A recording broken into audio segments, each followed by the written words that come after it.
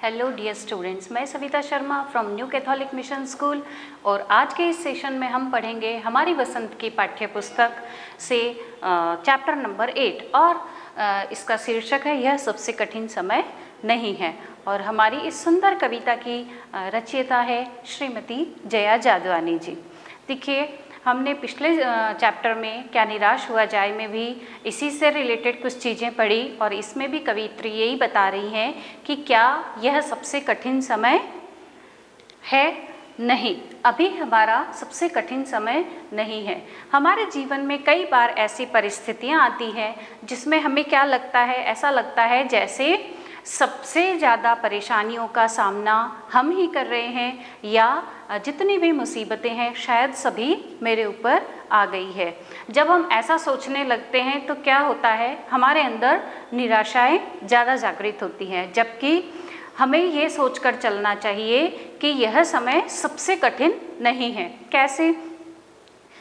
जिन समस्याओं को जितनी परेशानियां हैं, अगर हम उन्हें सॉल्व करने में सक्षम हो जाएंगे या हम उन्हें सॉल्व करने में कामयाब हो जाएंगे तो क्या होगा, हर एक परेशानी आसान हो जाएगी और अपने आप से दूर हो जाएगी।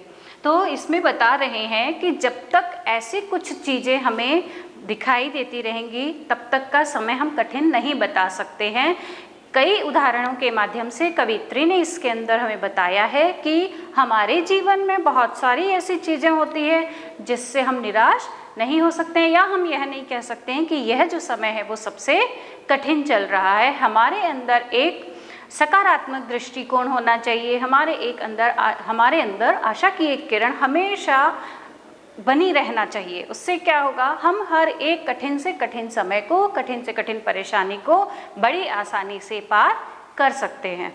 देखिए, कविता में पहला ही उदाहरण कवित्री ने दिया है, नहीं, यह सबसे कठिन समय नहीं है। अभी भी दबा है चिड़िया की चोंच में तिनका और वह उड़ने की तैयारी में है। अभी भी झरती हुई पत्ती जो है वो गिर रही है और यह सबसे कठिन समय नहीं है। इसके अंतर्गत कवित्री बता रही हैं कि हम देखते हैं छोटी सी एक चिड़िया अपने जीवन यापन के लिए या अपने आवास की व्यवस्था के लिए अपनी चोंच में एक एक तिनके को इकट्ठा करती है और फिर पेड़ पर लेके जाती है। मतलब हम देखेंगे उसके अंदर कितनी आशा है। वो अपने जीवन यापन के लिए, वैसे देखा जाए हम देखेंगे खुले में उनके लिए रहने को कोई घर नहीं है, पीने के लिए कोई पानी की व्यवस्था नहीं है। हमारे पास क्या होता है, हम रह रहे हैं, प्रॉपर एक घर में रह रहे हैं, खाने की, पीने की हर एक व्यवस्था हमारे लिए उपलब्ध है। लेकिन क्या इन जीव जंतुओं के लिए बाहर ऐसा कोई प्रावधान है जिससे परमानेंट हो, जो जहाँ से उनको मिलेगा? नहीं, उन्हें हर दिन हर बार खोज करना पड़ती है, पानी पीना है, ढूंढना है, घर बनाना है, एक एक तिनके को बीनना है और फिर लेके जाना है, फिर वापस आना है, फिर एक तिनके को उठाना है और फिर अपने घोंसले तक लेकर के जाना है। तो कहते हैं जब एक छोटी सी चिड़िया अपने जीवन यापन के लिए इतना परिश्रम कर सकती है तो हम तो कर ही सकते हैं। क्यों? क्योंकि हम सक्षम हैं हर तरह से। इसी में दूसरा उदाहरण बता रही हैं कि थामने को बैठा है हाथ, अभी भी भीड़ है स्टेशन पर, अभी भी एक रेलगाड़ी जाती है गंतव्य तक। देखिए, हमारे आसपास हमें बहुत सारे ऐसे लोग देखने को मिलेंगे जो किसी चीज़ में सक्षम नहीं है, खाने में, पीने में, हॉस्पिटल तक जाने में।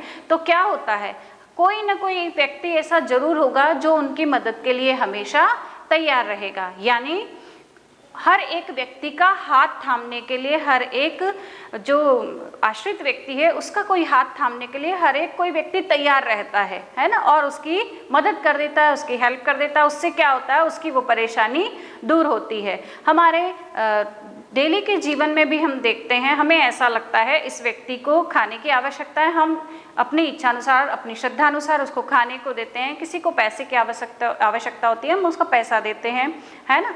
तो जिस तरह की ज़रूरत होती है हम उसकी मदद करने का प्रयास करते हैं।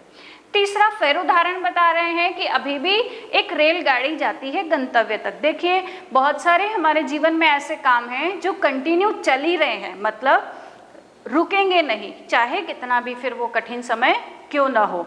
अभी भी हम देखते हैं, जब तक हम देख रहे हैं कि रेलगाड़ी किसी स्टेशन पर आएगी, पर्टिकुलर यात्री उसके अंदर बैठेंगे और अपने गंतव्य तक बोले तो जहाँ तक हमें पहुँचना है वहाँ तक वो जाएंगे, और हम देखेंगे स्टेशन के उस पार उस व्यक्ति का कोई वहीं पर स्टेशन पर खड़े हुए इंतज़ार कर रहा होगा, बिल्कुल सद्भाव से, है ना।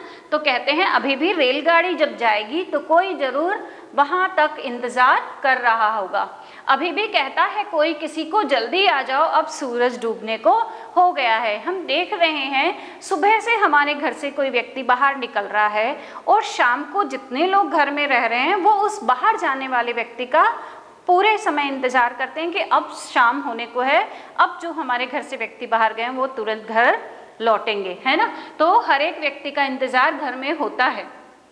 अभी भी कहा जाता है उस कथा का आखिरी हिस्सा जो बूढ़ी नानी सुना रही सदियों से। हम सभी जानते हैं, हमने अपनी नानी और दादी से कहानियाँ सुनी हैं, हमारे बच्चों को सुनने को मिलेंगी।